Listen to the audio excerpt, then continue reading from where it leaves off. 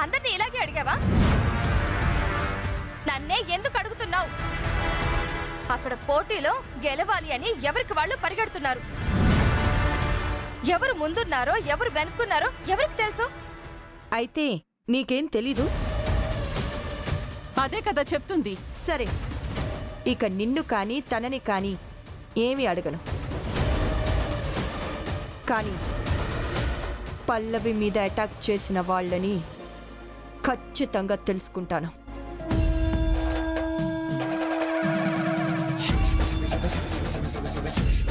దాని వెనుకున్న వాళ్ళు ఎవరున్నారో బయటికి లాగి చూపిస్తాను.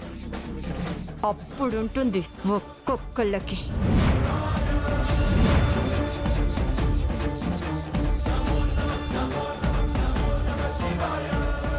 బేబీ, నీకేమైనా పిచ్చి పట్టిందా?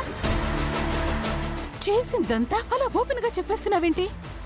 మమ్మీ, రివర్స్ లో వస్తేనే కదా అనుమానం రాకుండా ఉంటుంది. అందుకనే అలా మాట్లాడాను. కానీ గుండమ్మ వాళ్ళని కనిపెడతానంటుంది. తెలుస్తుందంటావా? దాని మొహం అది కనిపెట్టేదేంటి? పల్లవి మీద అటాక్ చేసిన రౌడీలు ఎవరో దానికే తెలీదు. ఇక గుండమ్మకి ఎలా తెలుస్తుంది? ఎలా కనిపెడుతుంది? Don't worry baby. Pallavi miss అయ్యింది, అదొక్కటే వర్రీ మమ్మీ.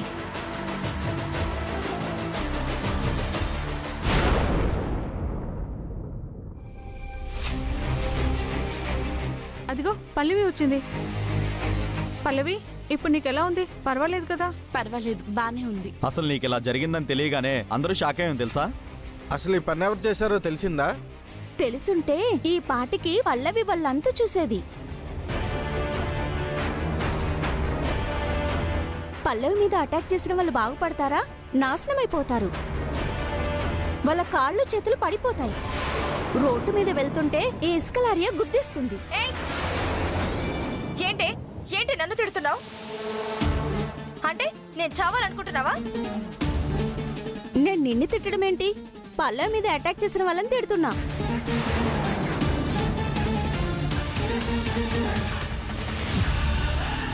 ఏ, నా మీద అటాక్ జరగడంలో నీ పాత్ర ఏమైనా ఉందా?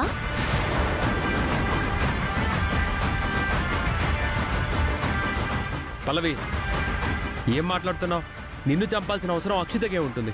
మరి నా మీద అటాక్ చేసిన వాళ్ళని తిడుతుంటే తనెందుకు మధ్యలోకి వస్తుంది? నేనేమి టెన్షన్ పడలేదు. మరి నువ్వెందుకు రియాక్ట్ అవుతున్నావు? ఫ్రెండ్ ఏమైంది? ఎందుకు అక్షితతో గొడవ పడుతున్నావు? తన మీద విలేజ్ లో అటాక్ జరిగింది కదా, దాని వెనకాల నా హ్యాండ్ ఉందని అనుమాన పడుతుంది. ఏంటి ఫ్రెండ్ ఇది? అక్షితనా ఇలాంటి పని చేసేది? ఆ మొహం చూడు, ఎంత అమాయకంగా ఉంటుంది. అయినా నువ్వేంటి ఫ్రెండ్ తనకి సపోర్ట్ చేస్తున్నావు? లేదు ఫ్రెండు, నేను ఎవరిని అపోజ్ చేయను, అందరికీ సపోర్ట్ చేస్తాను. మనం అందరం ఫ్రెండ్స్ కదా. ఖచ్చితంగా అక్షిత అయితే ఇలాంటి పాపం చేసి ఉండదు ఫ్రెండు.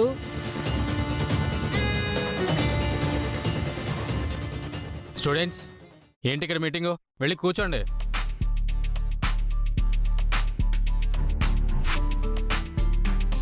అమ్మా పల్లవి, ఎలా ఉందమ్మా? బానే ఉంది సార్. సార్ ఏంట్రా, ఇంకా క్లాస్ కూడా స్టార్ట్ చేయలేదు? ఇటువో.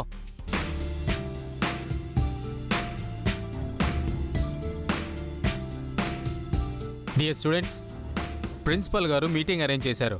అందరూ పదండి.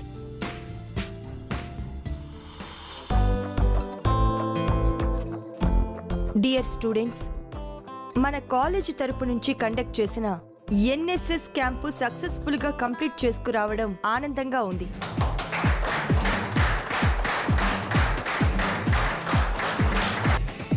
కాకపోతే అక్కడ జరిగిన పల్లవి ఇన్సిడెంటే బాధ కలిగించింది.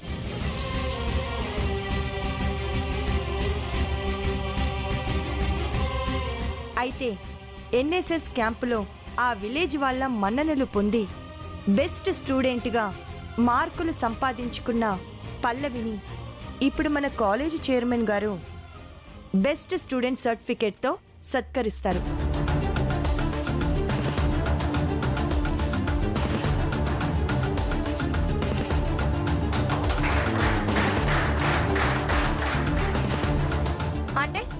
తనొక్కతే సర్వీస్ చేసిందా?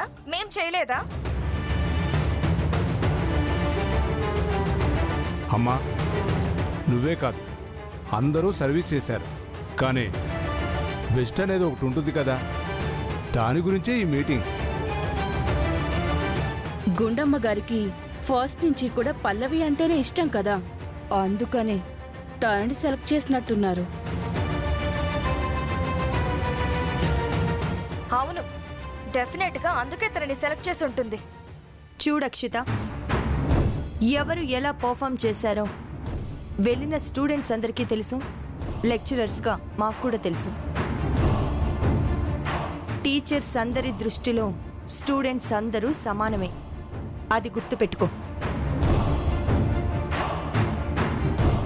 మేడం, మనందరం చూసాం కదా, పల్లవి చాలా బాగా సర్వీస్ చేసింది. ఆ ఊళ్ళో వాళ్ళందరి మనసు గెలుచుకుంది. కాబట్టి షీఈస్ ద బెస్ట్ స్టూడెంట్. పల్లవి, రామ్మా.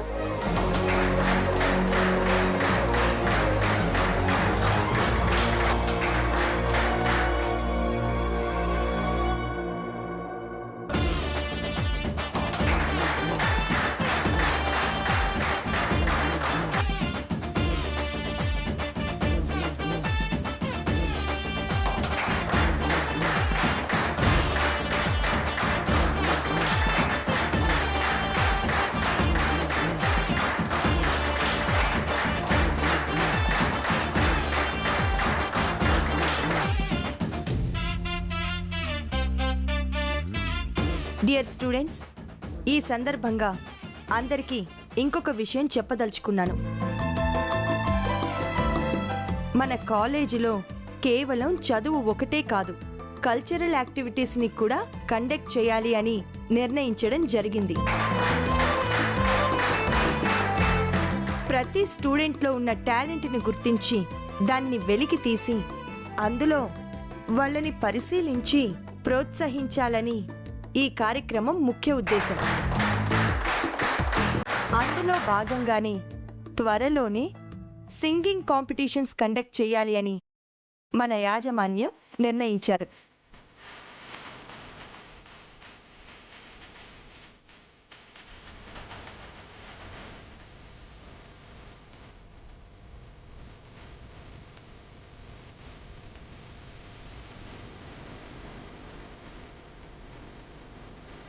సో ఇంట్రెస్ట్ ఉన్న వాళ్ళు పేర్లు ఇవ్వచ్చు. శ్వేత,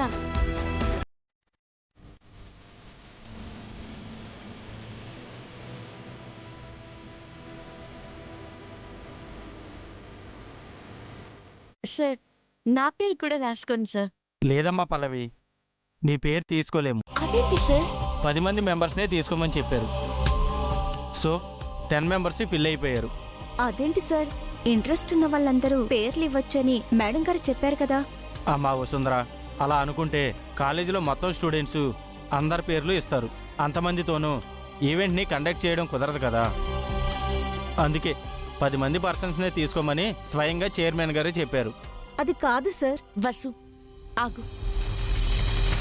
వాళ్ళు రూల్స్ పెట్టుకున్నారు, దాన్ని మనం పాటించాలి కదా. మనమే ఆలస్యంగా వచ్చాం, తప్పు మనదే. పద వెళ్ళిపోదాం. నో ప్రాబ్లం, ఏం కాదు, వదిలే.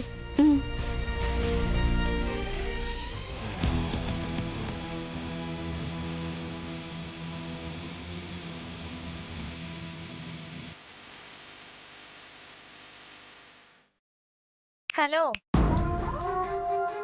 ఏంటి సింగింగ్ కాంపిటీషన్లో నీ పేరు తీసుకోలేదా? అవును. ఎందుకో? నీకు తెలియదు అనుకుంటా. 10 మందికి ఛాన్స్ అంట. ఆ 10 మంది పేర్లు ఫిల్ అయిపోయాయని చెప్పారు. కారణం ఏదైతేంలే, కాంపిటీషన్లో నువ్వైతే పార్టిసిపేట్ చేయడం లేదు. సో లాస్ట్ టైం సింగింగ్ కాంపిటీషన్లో నువ్వు గెలిచావు, ఈసారి నేను గెలవబోతున్నాను. నేను కూడా పోటీలో ఉంటే అప్పుడు నువ్వు గెలిస్తే ఆ గెలుపుకి ఒక అర్థం ఉండేది. దాన్ని గెలుపు అనేవారు.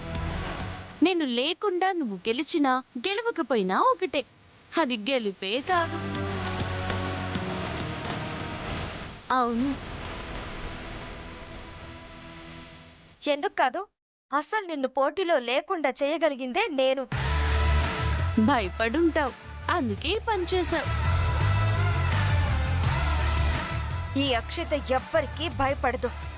అలాంటప్పుడు ఈ పని చేయకు. యాక్చువల్గా ఈ కాంపిటీషన్లో నేను పార్టిసిపేట్ చేయాలని నాకేం పెద్దగా ఇంట్రెస్ట్ లేదు. సర్లే పేరిద్దామని వచ్చా.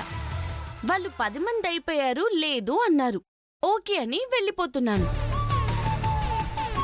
నా దారిన నన్ను వదిలేస్తుంటే నువ్వనుకున్నట్టు నువ్వే పాడి నువ్వే గెలిచేదాన్నేమో.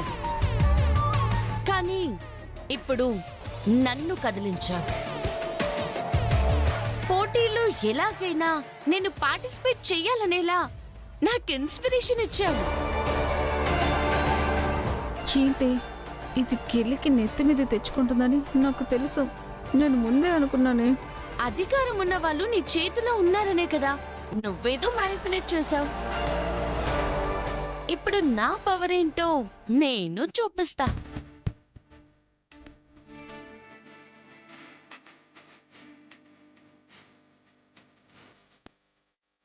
ఎందుకే దాన్ని కదిలిస్తావు?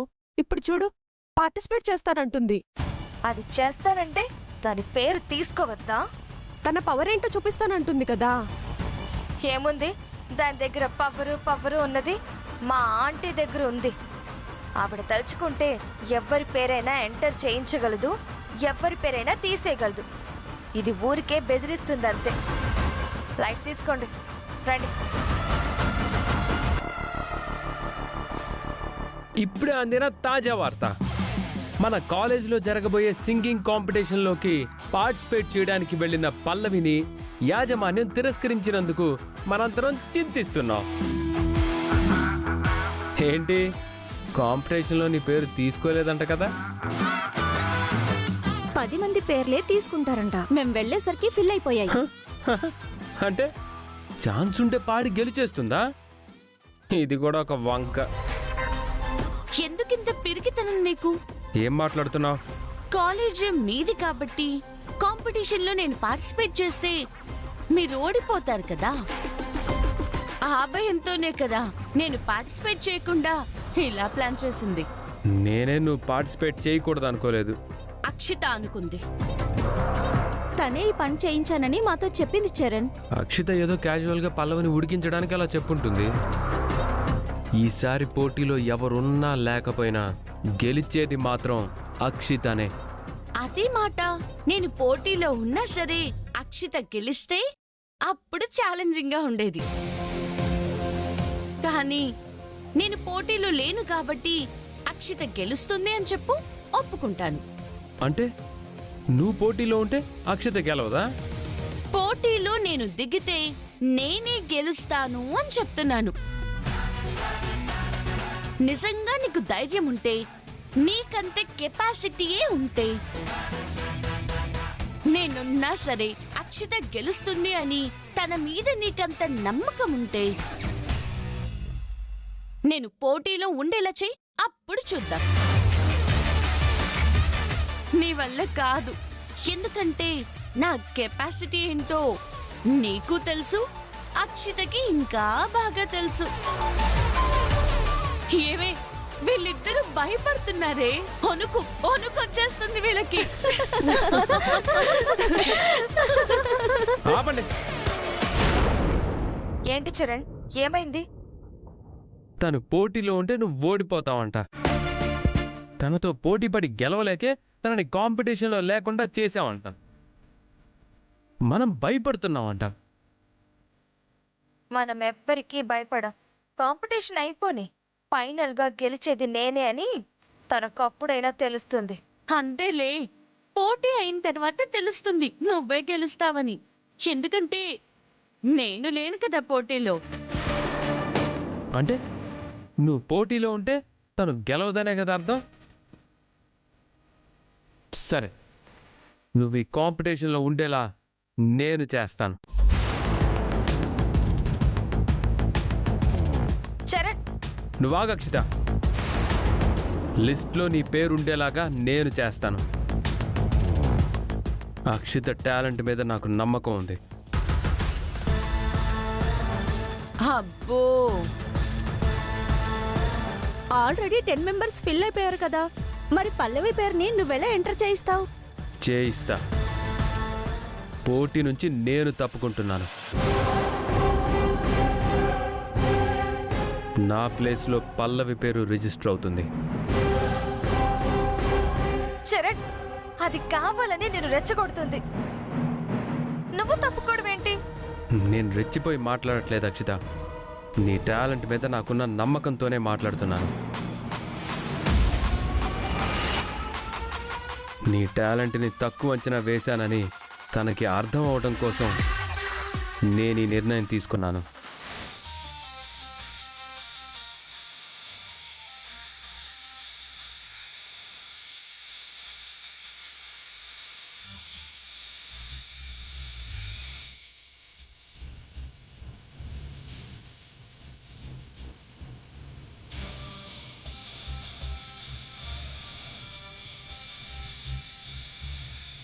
జనా, లెక్చరర్ గారు, మేడం.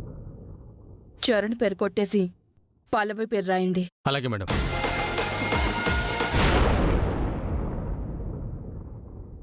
అయితే ఇప్పుడు నువ్వు పార్టిసిపేట్ చేస్తున్నట్టే కదా పల్లవి? అవునమ్మా, పార్టిసిపేట్ చేస్తున్నాను. All the best Pallavi. Thank you అమ్మా. నువ్వు ఖచ్చితంగా గెలుస్తావన్న నమ్మకం నాకుంది. ఆ పల్లవి అన్నంతో పనిచేసింది, నీతో ఛాలెంజ్ చేసినట్టే కాంపిటీషన్లో తన పేరుని రిజిస్టర్ చేసుకుంది. ఇప్పుడు నెక్స్ట్ ఏం చేస్తావే?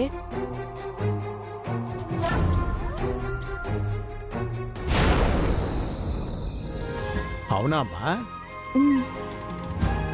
తీసుకోండి. అయ్యో, పిలిస్తే నేను వచ్చేదాన్ని కదా. ఏం పర్లేదులే.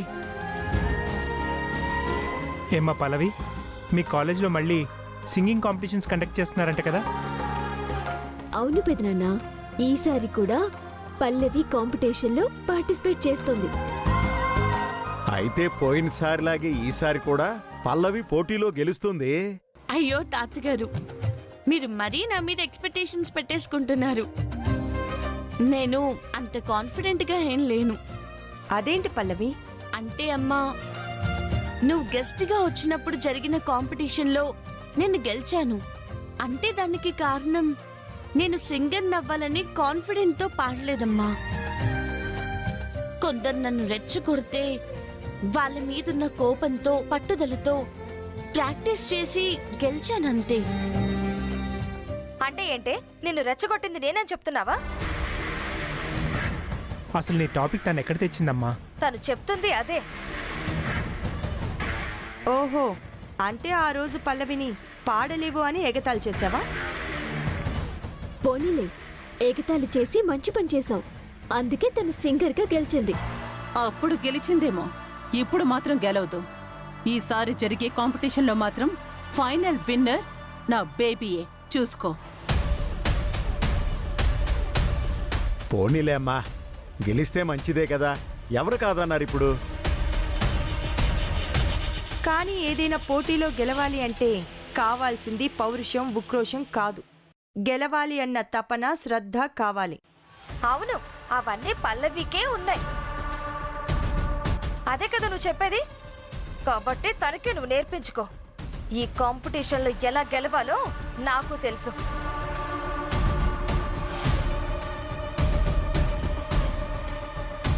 ఈ ఇంట్లో పుట్టిన వాళ్ళకి సపోర్ట్ ఉండదు, కానీ అడ్డమైన వాళ్ళకి మాత్రం అందరూ సపోర్ట్ చేస్తారు.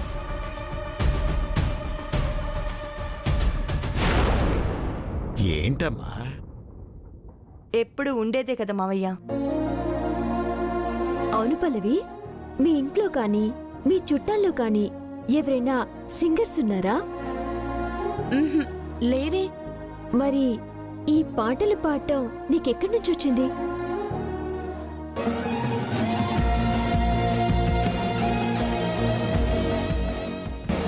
అంటే మామూలుగా మన అమ్మో, నాన్నో లేకపోతే ఫ్యామిలీ మెంబర్స్లో ఎవరైనా సింగర్స్ ఉండి ఉంటే చిన్నప్పటి నుంచి వాళ్ళతో ఉండటం వల్ల అలవాటు వస్తుంది. వాళ్ళతో ప్రాక్టీస్ చేయటం వల్ల పాడటం అలవాటవుతుంది.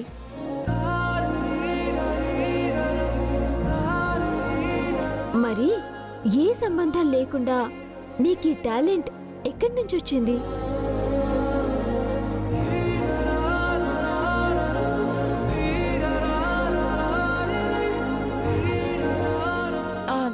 ఏమో మరి నాకెలా తెలుస్తుంది గీత?